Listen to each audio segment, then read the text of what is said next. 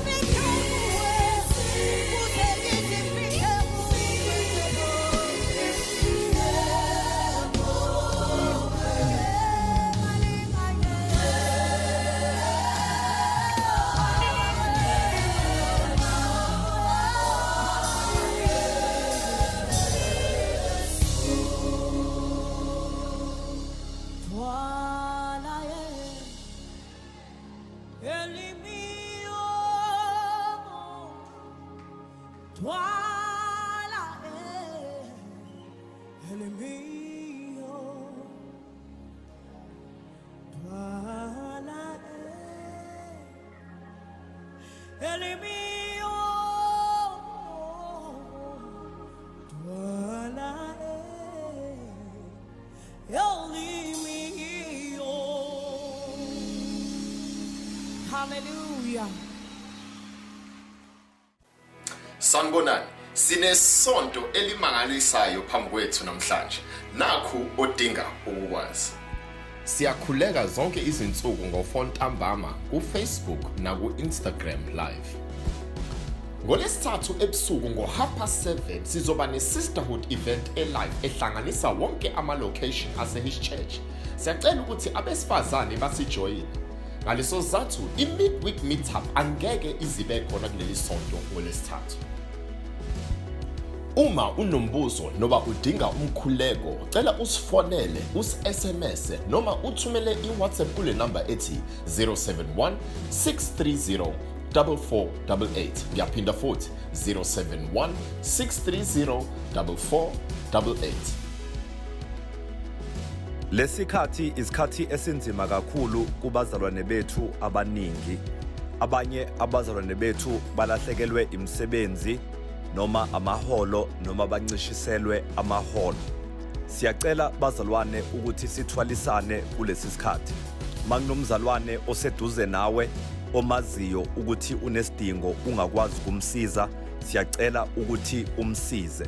Lithi iBhayibheli kwabaseGalatia 6:10 lithi ngakho ke njengokuba sinethuba asenze okuhle kubo bonke kepha ikakhulukazi kwabendlu yokukholwa. Through i-non-profit organization yethu ukwakhe senza okuhle kubo bonke wa reaching abantu bangaphandle ukuthi sibalekelele mukwazi ukunikela lapho siyacela ukuthi unikele kanti futhi sifisa ukusiza abazalwane bethu esikhonza nabo khona la eHis Church New Germany uma ukwazi ukunikela kulokho siyacela ukuthi ufake imali kwibank account yebandla kwi-reference ubhale ufood noma futhi usebenzise uzepha kwi-reference ubhale ufood leyo mali soqinisekisa ukuthi ithenga ukudla ukusiza abazalwane bethu kulesi sikhathi siyacela bazalwane ukuthi sisizane sithwalane kulesi sikhathi inkosi nibusise nazi izindlela zokunikela ungenza i-transfer kwi-account yebandla imininingwane ivelile kwi-screen noma usebenzise i-code kaZepha.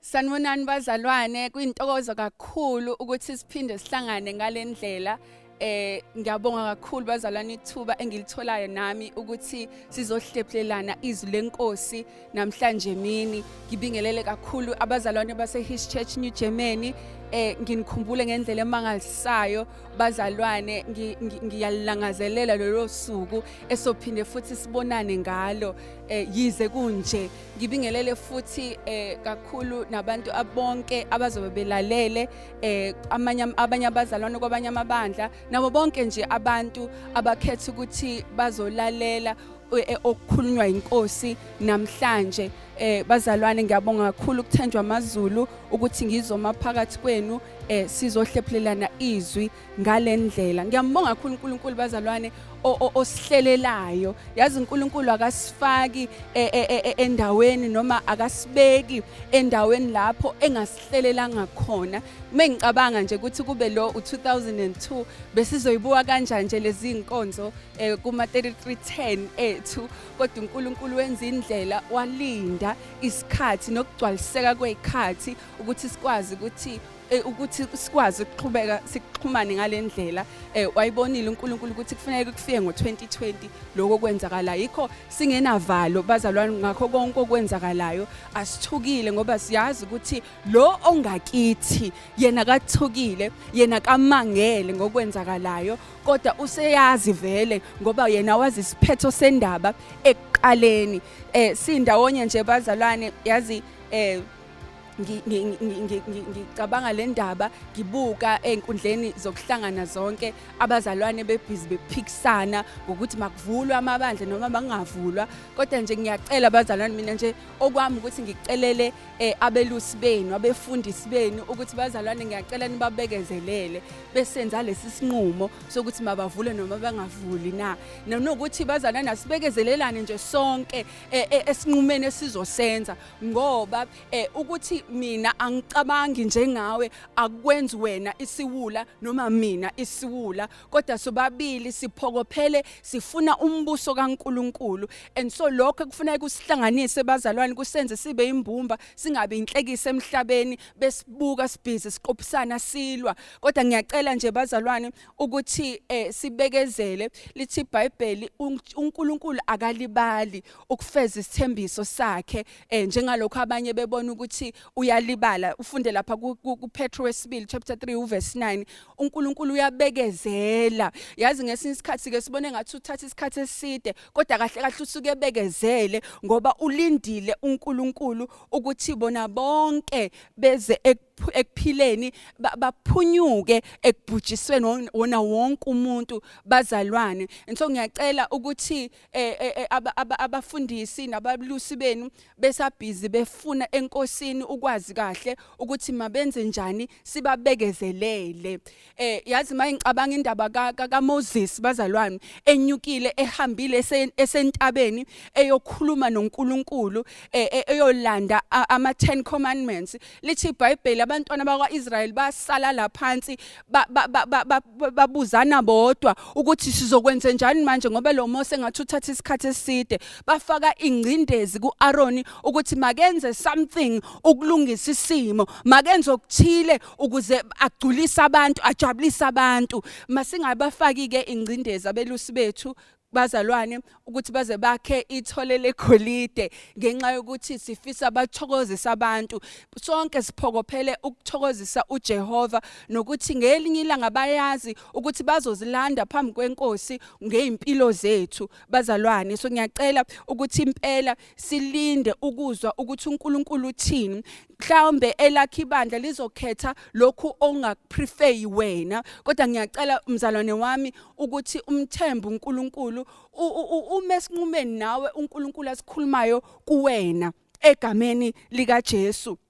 Ngiyacela bazalwane kuyisicelo sami nje leso ukuthi sithandaneni sime sibe yimbumba. Lithi iBhayibheli uNkulunkulu uyaleza isibusiso ngenxa ngesikhathi thina bazalwane simi ndawonye, ngesikhathi thina sithandana uNkulunkulu uyaleza isibusiso. Lize lithi iBhayibheli bazosazi abezizwe, bazosazi abangasindiswanga ukuthi uNkulunkulu uJesu uyinkosi nomsindisi ngenxa yokubona uthando esizothandana ngalo thina sonke. Angisakhulumi kuphela ngebandla lethu nje kodwa ngikhuluma ngawo wonke amabandla, singagxikani bazalwane kakhulukazi phambi kweinkundla lezi zokuhlangana, kodwa masithandaneni noma singazwani noma singaboni ngasolinye. Lokho akusona isizathu sokuthi masixabane. So asizwaneni sithandaneni bazalwane kulesi sikhathi egameni lika Jesu. Akusona lesi sikhathi mabe impi izobhekana amabutho azobhekana nempi awaqali phansi axabane wodwa, kodwa kufanele abe yimbumba abhekane nempi as a united front bazalwane. Nathi bazalwane sibizelwe kulokho kulesi sikhathi. Lesi sikhathi sibucayi ngendlela eyisimanga. Ngiyacabanga ukuthi sizohlukanisa inhloko nesixhanti, sizohlukanisa izimvu neimbuzi, sihlukanise uqolweni nokhula. Yazi uMose mabehlika lapha entabeni, uyifunde le ndaba lapha kuExodus, mabeyehlika efica abantwana bakaIsrael bebhizi bekhonza ithole legolide la benza konke okonakele phambi kwemehlo enkosi. Lithi iBhayibheli uMose wanquma wadweba phansi wathi right manje ke abantu mabakhethe, abangakuyena beze ngakuyena, abasemhlabeni qhubeke benze lokhu komhlaba. Okwenzeke emva kwalokho bazalwane yazi kubhlungu ngendlela eyisimanga. Ngiyakhuthaza bazalwane ukuthi sikhethe kahle kulesi sikhathi lo esizomkhonza, sikhethe kahle ukuthi ubani lo esizomthemba, sikhethe kahle ukuthi elabani iphimbo esizolalela kulesi sikhathi esibucayi kangaka. Ngiyacela sifundiswe lenkosi lapha kuLuka chapter 19 uverse 1 kuya ku6 wakhona. Indaba yami nje ngifisa ukuhlala lapho kafishane nje bazalwane sizokhuleka emva kwalokho. Ithi kuverse 1 uLuka chapter 19 uverse 1 kuya ku6 ithi wangena eJericho wadabula khona. Verse 2 bheka kwakukhona indoda igama layo linguZakewu, ingumthelisi omkhulu icebile. Yayifuna ukubona uJesu ukuthi ungubani, yahluleka ngenxa yesixuku ngokuba yayimfushane. Yayifuna ukumbona uJesu ukuthi ungubani. Wayefuna ukuzibonela uZakewu ukuthi uJesu ungubani. Verse 4 yagijimela phambili yakhwela emthombeni ukuba imbone ngokuba ebeza kudlula ngakhona. Esefikile uJesu verse 5 kuleyo ndawo wabheka phezulu wathi kuyo, Zakewu, shesha wehle ngokuba namuhla ngimelwe ukuhlala endlini yakho. Mzalwane wami ngiyafisa ukuthi lapha ya kuverse 5 la kubhalwe khona ukuthi uZakewu ufake igama lakho, uthi uJesu namhlanje shesha wehle ngokuba namuhla ngimelwe ukuhlala endlini yakho. Verse 6 lithi washesha wehla wamamkela ngokuthokoza uJesu. So bazalwane sificwe isikhathi la njengoba sabafica abaningi ngaphambili kwethu generation. Isikhathi secrisis, isikhathi esibucayi, isikhathi esinzima, kodwa mabe sibuka umlando into eyihlukanisa amaqhawe namagwala ukuthi yini abayenza ngesikhathi esinzima kwaba yini iresponse yabo kulokho kwakwenzeka emhlabeni kulokho kwakwenzeka kubona kulokho kwakwenzeka emndenini yabo even yini yiphi indlela abaphendula ngayo yini abayenza ngesikhathi kwenzeka konke ngike ngasho ke kwezinye insuku kulezi insuku kade sikhuleka ngazo ukuthi sibhizi kuyimanje bazalwane sibhala umlando izizukulwane ezolandela thina zizoke ifunde ukuthi ngonyaka ka2020 izizukulwane sasiphila ngonyaka ka2020 sabhekana nesimanga sabhekana nobhubhane okwakuthiwa i-COVID-19 basebenza kanje kwaba yilokhu ukuphendula kwabo nathi bazalwane silindelweke ukuthi impendulo yethu izothini simi ngakuphi sithini senzani kulesi sikhathi ngiyambuka ke uZakewu ukuthi nangu lo Jesu ufikile usezwile ngaye lo Jesu owenze ukuthi izwe lonke lixovane akalandeli ukukhuluma kwesixuku akalandeli ukukhuluma kwabanye abantu kodwa ufuna ukuzibonela yena ngokwakhe yilokho ke bazalwane okusenhlizweni yami namhlanje bazalwane ukuthi ngikusho ukuthi uJesu ulangazelela ukuhlala nawe uJesu ulangazelela ubudlelwane nawe kulesi sikhathi akafuni nje ukuthi abe uNkulunkulu okude nawe kodwa ufuna ukusondela abeseduze ufuna ukunamathela kuwe njengomfowenu ufuna ukunamathela kuwe njengobaba wakho ufuna ukunamathela kuwe njengoseduze kunabo bonke abanye abantu uyalangazelela uJesu ukuthi ayikhulumele nami nawe bazalwane kulesi sikhathi esifana nalesi egameni lika Jesu ngike ngafikelwa umuzwa wabazalwane ukuthi ngathi ngingalala ngivuke ngonyaka ozayo seyidlulile yonke lento kodwa uNkulunkulu wangikhumbuza ukuthi impilo ifana nesikole kuba khona isikhathi sokuhlala phansi ufundiswe mase kuba khona isikhathi sokuvivinywa ngesinye isikhathi uvivinywe ube ufundiswa kanye kanye and sikuleso sikhathi bazalwane sokufunda sivivinywa ngapha nangapha siyacheckwa bazalwane ukuthi simuyiphi singobani yini lesikholelwayo siyayikholwa ngempela na yazi mabe sibheka abazalwane abantu ababelandela uJesu yazi inhliziyo yami ibheka ngiyakhumbula nje ngibuyele emuva kancane ngisafunda enyuvesi mabe singena sibaningi kwi-exam room sasiba ndawonye kwi-exam room sibe baningi sigcwale kodwa umuntu nomuntu kwakumele ukuthi abhekane nokuphambi kwakhe kwakungasekho ukusizana kwakungasekho ukutshelana mabusula lapha ngaphakathi kodwa kwakufanele umuntu akhumbule lokho akufundisiwe a-implemente lokho akufundiswayo and sikuleso sikhathi bazalwane akusekho manje ukucasha ngemva komfundisi ngemva kwabazalwane kodwa umuntu nomuntu kufanele azimele aqale azimele ekhaya azimele emsebenzini azimele yonke indawo la ikhona ngeqiniso alaziyo yena lithi iBhayibheli ngelilanga uJesu uyabuza kubafundi bakhe ukuthi abantu bathi ngingubani bathi abafundi bakhe umprofeti bathi umJohane umbhaphatisi konke mase ephendukela kubona ke ababuza ukuthi nina ke nithi ngingubani kulesi sikhathi ngiyezizwa abazalwane ukuthi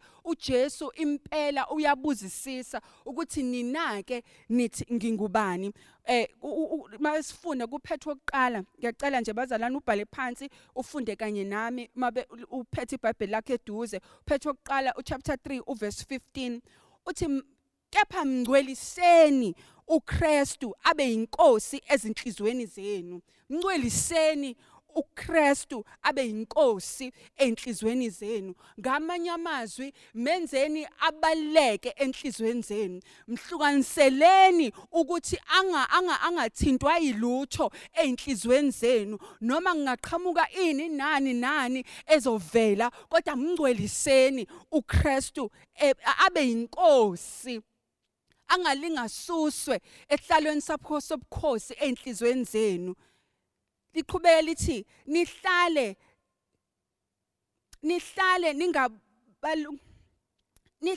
ningabalungele ukubaphendula nihlale ningabalungele ukubaphendula bonke abanibuza isizathu sethemba lenu. Nihlale nilungele ukuphendula bonke abanibuza isizathu sethemba lenu. Lize lithi izwi lapha kwisambulo, banqoba ngegazi leWundlu nangezwi lobufakazi babo. Liyini izwi lakho lobufakazi namhlanje? Uthi wena uJesu ungubani kweyakho impilo. Mawubheka konke okwenzakalayo, uJesu ngubani kweyakho impilo. Uzothi uJesu mayekhuluma kuzoba yini ukuphendula kwakho? Ngoba ngingakutshela namhlanje ukuthi kulabo uJesu angasiyona inkosi kubona abazukulalela, abazukwenza njengokuyaleza kwenkosi. Kodwa thina esimgcwelisile uJesu samenza waba inkosi, kufanele silungele ukuthi mabethi ashone ngala sibe silungele ukushona ngalapho, mabethi asenze lokho sibe silindele ukwenza lokho akushoyo. Noma siyaqonda noma asiqondi, kodwa simthembe ukuthi yena owazi ukuphela kwendaba ekuqaleni usebonile indlela yokuthi kufanele siphume kanjani kulokho esihamba kukho. Akukho bazalwane ukuthi sigweme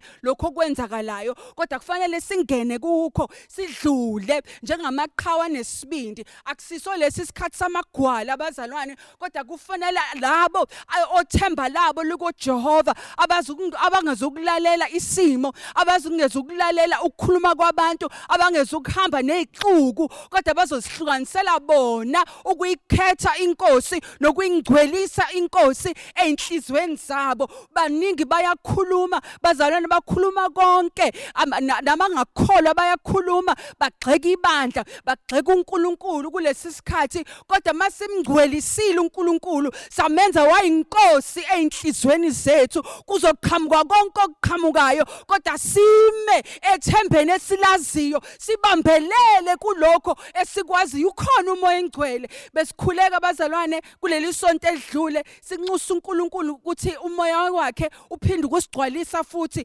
elithi izwi lakhe uzosikhumbuza, asifundise lokhu Jesu akushumayela nakusho emhlabeni. Sikuleso sikhathi sokuthi sihlale kuye umoya engcwele ukuze asikhumbuze, masihambe endleleni singalibali, masihambe endleleni singalali kulesi sikhathi, kodwa sivuke senze lokho esibizela ukuthi masikwenze kuso lesi sikhathi esibucayi kangaka egameni lika Jesu.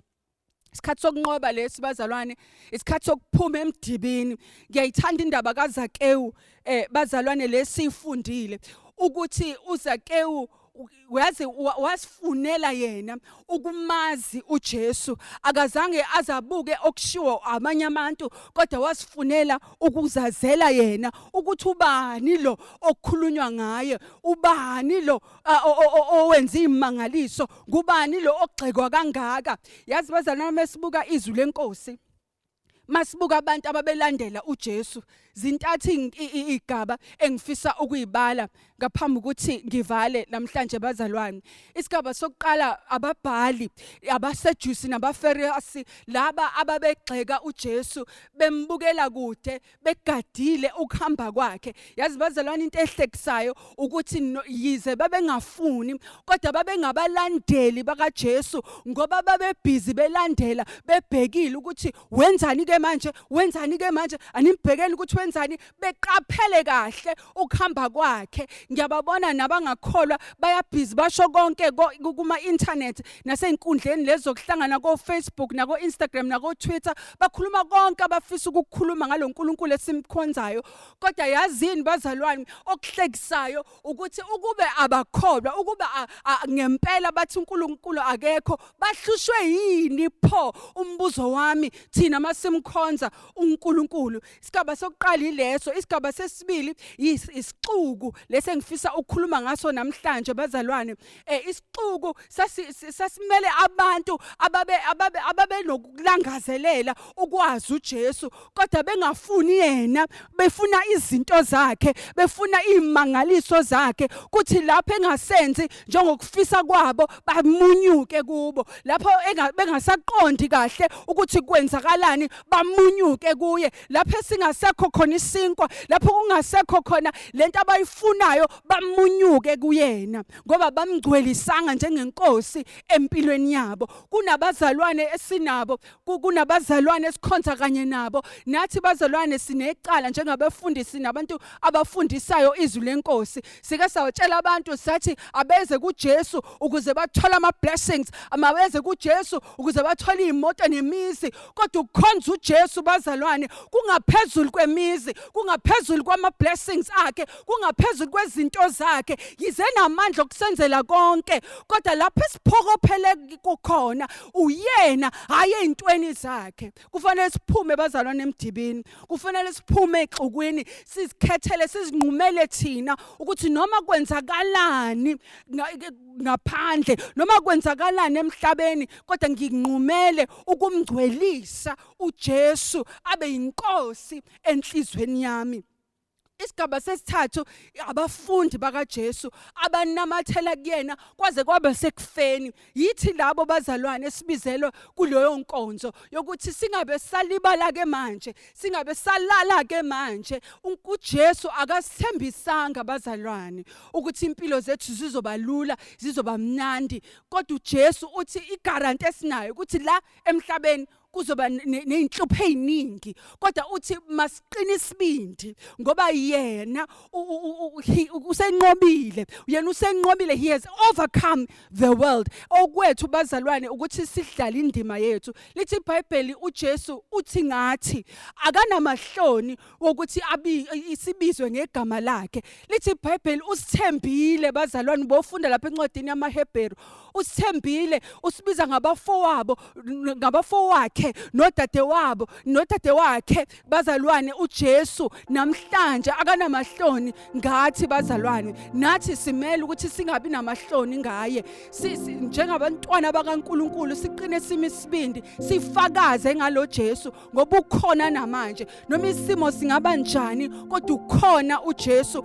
uyaphila uJesu, unecebo futhi uJesu ngempilo zethu. Kuzokwambulwa ngesikhathi okwethu kubekezela sime, singasuki endaweni yethu. Ngiyacela sikhuleke baba, egameni lika Jesu Kristu waseNazaretha ngiletha kuwe ibandla Nkosi yamakhosi, umongameli esibizele ukuthi namhlanje kube usuku lokukhuleka. Baba ngiyacela Nkosi uJesu, ngiletha thina uqobo lwethu kuqala njengabantwana bakho ukuthi baba singaba amagwala kulesi sikhathi, kodwa siqine sime isibindi baba wethu, simele umbuso wakho emhlabeni, sibe yilaba abazoma Nkosi engcwele njengoDaniel besikhathi, njengoMose besikhathi Nkosi engcwele, abangeke baze banyakaziswe Nkosi yamakhosi ngokwenzakalayo, kodwa abazongcwelisa uJesu enhlizweni zabo, bamenze abe inkosi noma kwenzakalana, angasuswa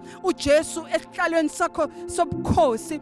Baba wethu egameni lika Jesu, nguwe wedwa uNkulunkulu ophilayo, nguwe wedwa onezimpendulo zako konke okwenzakalayo, nguwe wedwa onokuphila baba wethu, nguwe wedwa onakho konke esikudingayo. Ingakho Nkosi yamakhosi namanje sizilahla kuwe baba. Siyabonga ngokusipha umongameli ofana nalo, othi ngalezi izikhathi ezifana nalezi aphendukele kuwe, anxusa ibandla ukuthi malikhuleke. Baba siyakhuleka ukuthi umbusise, umgcine, umlondoloze, umsize, anqume lokho kuyintando yakho. Bonke necabinet yonke nabo bonke Nkosi engcwele iphathi mandla besenza wonke ama decisions baba wethu, siyakhuleka egameni lika Jesu ukuthi ubaphi wisdom evela kuwe baba, egameni lika Jesu. Ngingakavali nje bazalwane, ngiyacela ukuphi ithuba kuloyo ohlezi lapha ekhaya noma ubukela kunoma yiphi device obukela kuyona. Ngicela ukukunika ithuba